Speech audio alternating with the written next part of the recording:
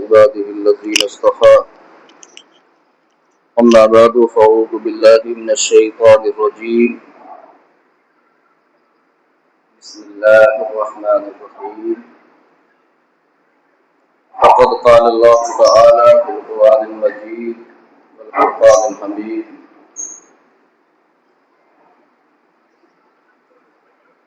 أعوذ بالله من الشيطان الرجيم بسم الله الرحمن الرحيم ولا تقولوا لمن يقتل في سبيل الله أموات بل أحياء ولكن لا تشعرون صدق الله وصدق رسوله النبي الأمين الكريم ونحن على ذلك لمن الشاهدين والشاكرين والحمد لله رب العالمين।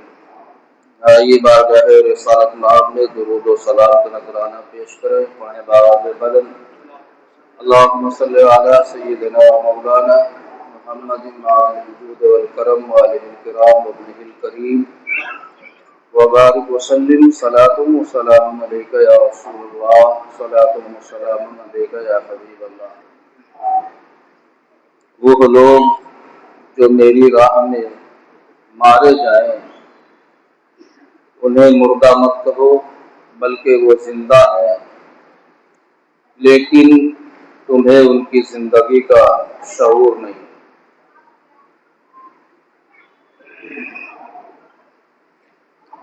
इंसानी अक्ल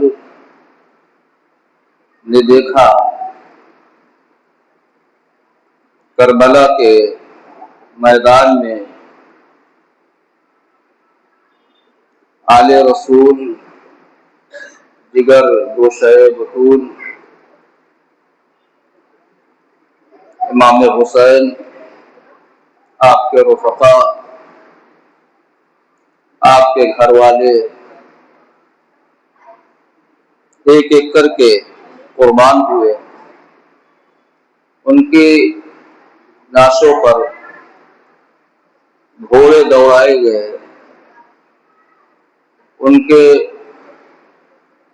जिसमें अक़दस के एक इतने टुकड़े हुए, इतनी बूटियां हुई कि उनको गिनना मुश्किल हो गया।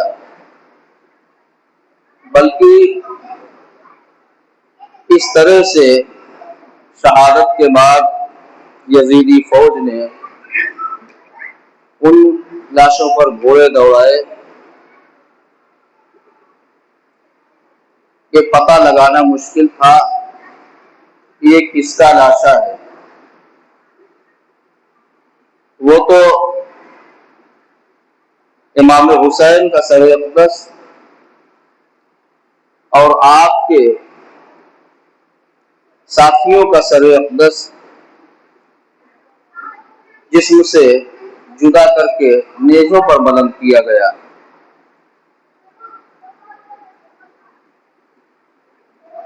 ये पहला वाक़या ऐसा था, पहली जंग ऐसी थी कि जिसमें शहीद कर देने के बाद सरों को तन से जुदा किया गया और नेज़े पर चढ़ाया गया। यजीदी फौज का मकसद था कि हम इन सरों को नेज़ों पर बुलंद करके खानदाने रिसालत, खानदाने नबूवत की और ज्यादा रुसवाई करेंगे। उनका मकसद कुछ और था, मगर रब को दिखाना मकसद और था कि देखो ये मेरे नबी के घर वाले हैं, कल भी बुलंद थे और आज भी बुलंद हैं। जिसे तुम देखना नहीं चाहते थे, इनकी बुलंदियों से तुम्हें क्यों थी, आज तुम इन्हें अपने हाथों से बुलंद कर रहे हो।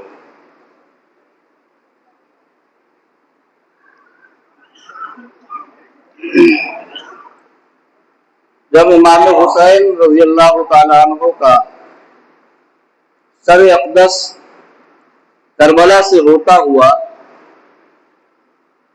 दमिश्क पहुंचा यजीद के दरबार में, और सरे इमाम हुसैन जब यजीद के सामने पेश किया गया तो यजीद ने खेजरान की एक टहनी से, एक लकड़ी से इमाम हुसैन के लबहाए मुबारक को मारा और कहा, यही वो लब थे जो मेरी मुआफ़क़त में नहीं, मेरी मुखालिफत में खुलते थे। आज दुनिया वालों देखो, जिसने हमारी मुखालिफत की उसका अंजाम क्या हुआ। उसी असला में एक सहाबी रसूल मौजूद थे, ज़ैद बिन अरक़म। उनकी उम्र काफी हो चुकी थी। जब देखा यजीद को कि लबहाए हुसैन पर खेज़रान की लकड़ी मार रहा है तो तड़प गए और फरमाया, यजीद, तुझे पता नहीं है कि ये वो लब है जिसको रसूल कायनात चूमा करते थे। आप ख्याल कीजिए कि जिस संगे अस्वद को रसूल चूम ले तो कयामत तक के एक परंपरा जारी हो जाए, एक तरीका हमें मिल जाए कि हमें जब जब हज को जाना है, काबतुल्लाह में तवाफ करना है, तो संगे अस्वद को जरूर बोसा देना है। इसलिए बोसा देना है कि रसूल कायनात सल्लल्लाहु ताला अलैहि वसल्लम के लबहाए अक़दस इस पत्थर के साथ मसहुए हैं, आपने इसे बोसा दिया है। मगर जिस ज़ाते अक़दस को रसूल गिरामी वक़ार सल्लल्लाहु ताला अलैहि वसल्लम ने एक दफा नहीं, सैकड़ों मरतबे आपके लबहाए अक़दस को चूमा, तो क्या उस वक्त रसूल कायनात सल्लल्लाहु ताला अलैहि वसल्लम की रूह न तड़पी होगी? रसूल कायनात सल्लल्लाहु ताला अलैहि वसल्लम को तकलीफ नहीं हुई होगी? आज यजीद नवाज, यजीद के फॉलोअर्स, यजीद को अपना आइडियल बनाने वाले, इमाम हुसैन को नाहक और यजीद को हक पर बतलाने वाले लोग वो सारे वाक़यात भूल जाते हैं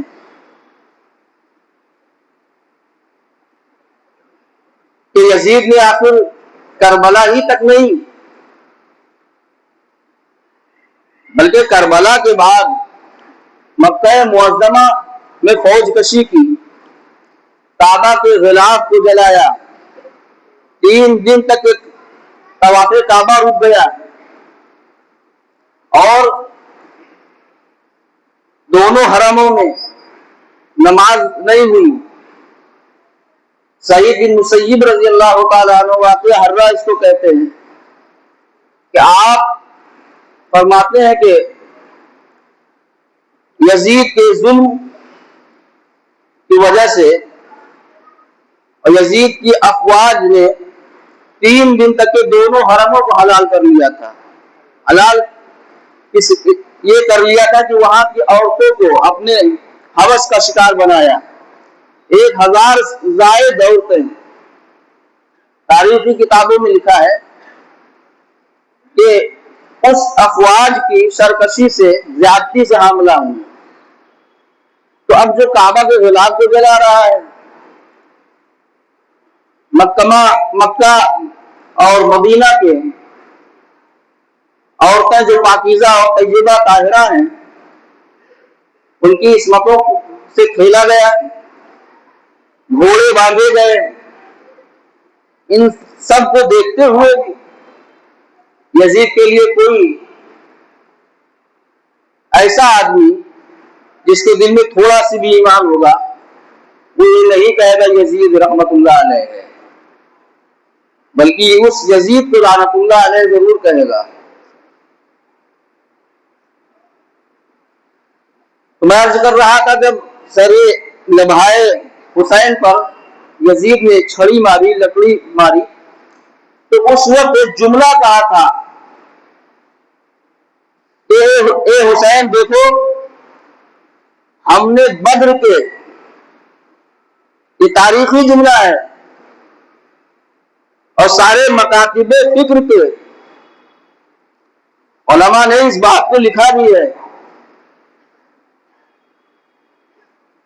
यजीद ने कहा, हुसैन देखा नहीं तुमने कि तुम्हारा क्या अंजाम हुआ, और आज हमने तुमसे बद्र के मैदान में जो मारे गए थे हमारे आबाओ अजदाद, हमने उनका बदला तुमसे ले लिया है। ये जुमला यजीद का मुत्तफक अलैह है। इसी जुमले की बुनियाद पर हम यजीद को काफिर कहते हैं, क्योंकि ईमान वालों की शहादत और उसके आबाओ अजदाद में कुफार भी जंगे बद्र में कत्ल किए गए थे। तो पता ये चला कि कुछ लोग ईमान तो ले आते हैं मगर उनका ईमान सिर्फ जबान तक होता है।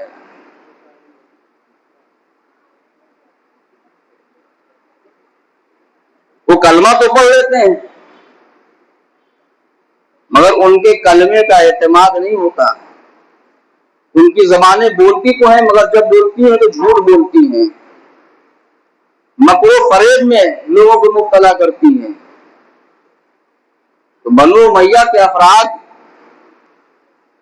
जैसे शैबा, वलीद बिन मुगीरा और न जाने कितने बड़े बड़े सरदार जंग बदर में कत्ल किए गए थे,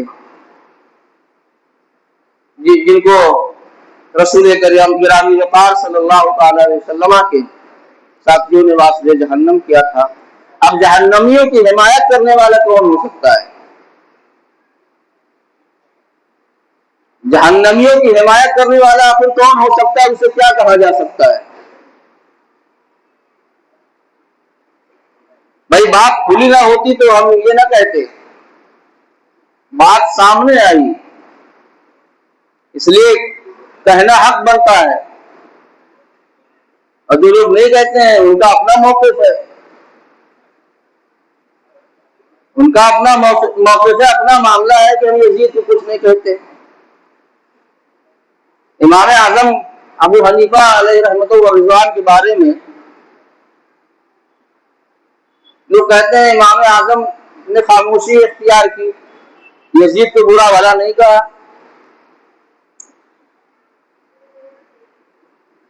मगर ऐसा नहीं है, इमाम आज़म उसको दिल से भी बुरा नहीं जानते थे। फरमाया करते थे उसकी मिसाल ऐसी है जैसे इब्लीस की, उसका जिक्र करने में कोई फायदा नहीं है। हमें तो उनका जिक्र करना चाहिए जिनके जिक्र से हमें दुनिया भी मिलती है और आखिरत भी। तो इस तरह की बातें करके लोगों में बताना ये चाहते हैं, देखो यजीद से हमारी मोहब्बत कितनी है। चलिए, इमाम आज़म अबू हनीफा ने सुकूत इख्तियार किया, खामोशी इख्तियार कर ली, तो इमाम अहमद बिन हंबल ने, इमाम शाफई ने, इमाम मालिक ने, दीगर इमाम आज़म अबू हनीफा के बाद अइम्मा अहले सुन्नत ने यजीद तो क्या क्या लिखा है, इसे पढ़ने की जरूरत है।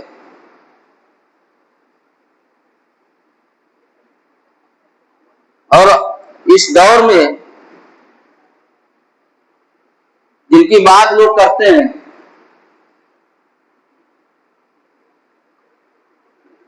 उन्होंने क्या जुमला लिखा है किताब यजीद पलीद। अरे भाई पलीद कह देना ही बहुत बड़ी गाली है।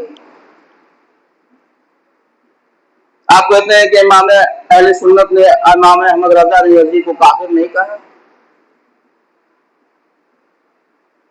आखिर यजीद के साथ पलीद लफ्ज इस्तेमाल क्यों किया? पलीद का क्या मतलब? पलीद कहते ही नापाकी को है। तो अपना अपना कहने का तरीका है। कुछ लोग खुलकर बोलते हैं, कुछ लोग अपनी बात भी कह देते हैं और सामने वाले को बुरा भी नहीं लगता।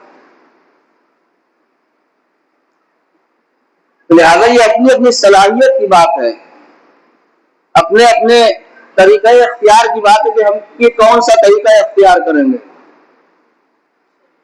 बहरहाल जिसने भी अहले बैत नबूवत के साथ दुश्मनी की और जिन्होंने उन्हें सबो सितम किया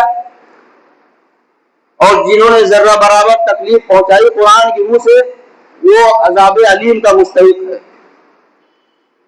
क्योंकि रसूल ने फरमाया जो इनसे मोहब्बत करता है वो हमसे मोहब्बत करता है, और जिसने इनसे अदावत रखी उसने मुझसे अदावत रखी, और जिसने मुझसे अदावत की उसने अल्लाह रब्बुल आलमीन से अदावत की। एक जगह इरशाद फरमाया आना हरबुल लिमन हारिबकुम सलामुल लिमन सालिमकुम, जिसने इन दोनों से लड़ाई की उसने मुझसे लड़ाई की। तो आप ईमानदारी से फैसला कर रहा कि रसूलुल्लाह से लड़ाई करने वाला कौन होगा? एक तकबा कह रहा है यजीद जितना गुनाहगार है। अब भाई मान रहे हो ना, उसके लिए इसाले सवाब करना चाहिए। आप मुसलमान मानते हो ना, उसके लिए आप इसाले सवाब कर रहे हैं। मगर कहीं पर आपने यजीद के नाम की महफिल नहीं कायम की इसाले सवाब की। तो जब तक ये दिमाग जो है, इस दिमाग में बहुत कुछ पकता रहता है। मिसाल के तौर पर कोई मरीज जब बीमार हो जाता है तो डॉक्टर उसे कहता है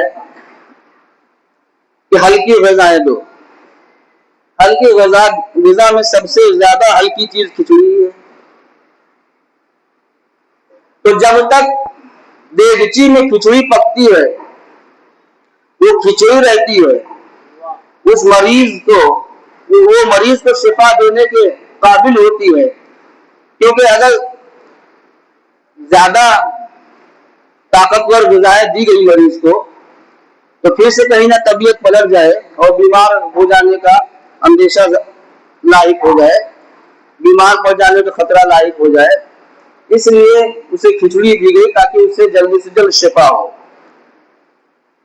मगर जब यही खिचड़ी दिमाग में पकने लगती है, जब यही खिचड़ी दिमाग में पकने लगती है, और ये खिचड़ी जंगे बद्र से पक रही थी बनी उमैया के दिमाग में, न जाने कितने वाकयात आए।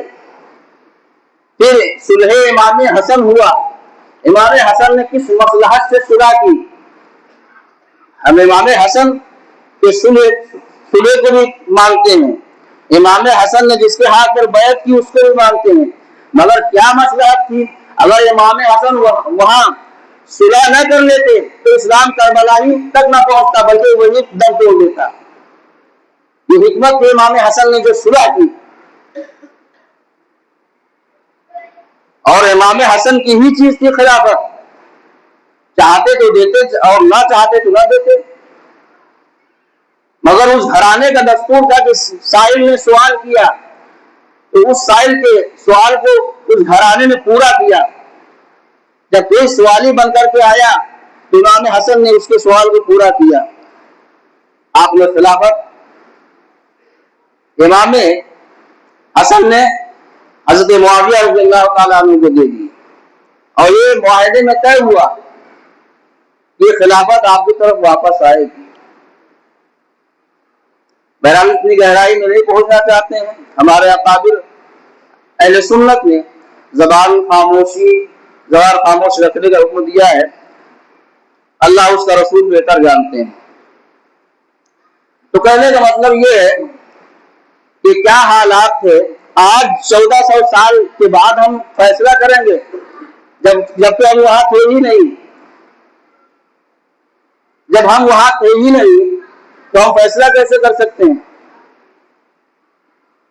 तो जो लोग वहां थे, जिनके जरिए से हदीसें आई हैं, जिनके जरिए से तारीखें मुरतब की गई हैं, तो लामहाला उन्हें तस्लीम करना पड़ेगा। वाक़िअ दावाना अल्हम्दुलिल्लाहि रब्बिल आलमीन। सुन्नतें पढ़ें।